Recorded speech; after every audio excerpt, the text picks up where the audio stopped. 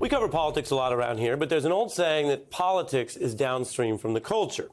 You can sometimes see where things are headed when you keep an eye on the culture. Take stand-up, where comedians need real laughs from often totally politically diverse rooms. You can almost hear which jokes work because they hit on something real to the audience or real talk, whether it's Chris Rock confronting Hollywood double standards in that new show or political comic Neil Brennan, out with his own Netflix special tackling America's divisions and new reckonings over systemic oppression.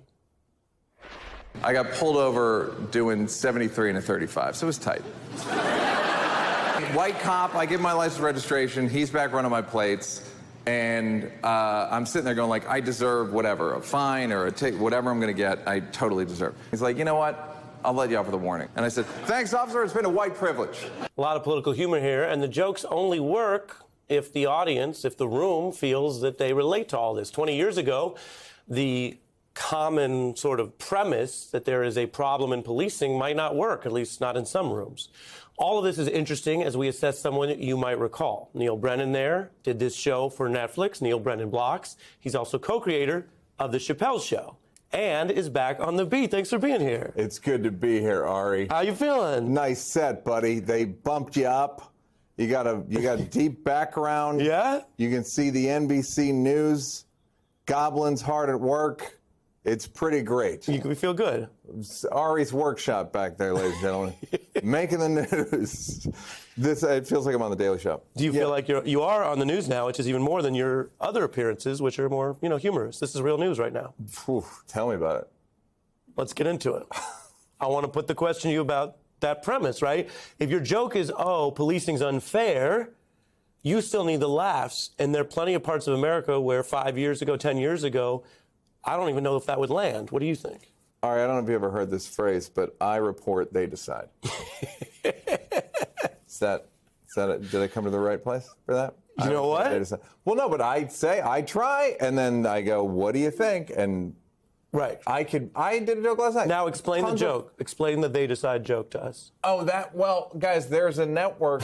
It's more of a propaganda wing of a political party called Fox News. And you want to talk about divided. My goodness. Ooh, yeah. Just the text alone.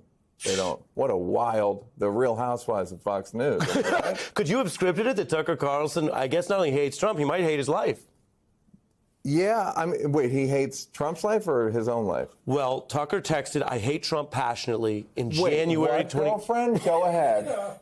What? Yeah, and then his life is running around pretending to be a Trump supporter, so you could imagine some internal conflict, no? Yeah. Yeah, no, I'm sure. Yeah, you drove a old Hummer here, so you understand what it's like to lead a double life. Oh, you want to know what? I don't even. This is the comedy being the hard, Hummer, folks. I don't even own a car. I don't own any car. Oh, no car. Look at you. Yeah. Good for you. I have an electric, so I'm as liberal as they come. But they frisked me on the way in for a Tesla key fob. They found it. And they let me right in. Well, you know what Drake says. Oh, no, Ari, no. Ari, you don't have to do this. I listen to all genres of music.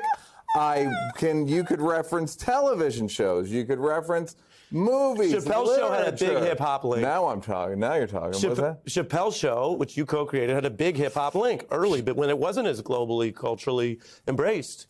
Drake says, we went to Whitney, Houston, Texas for the weekend. Mm-hmm.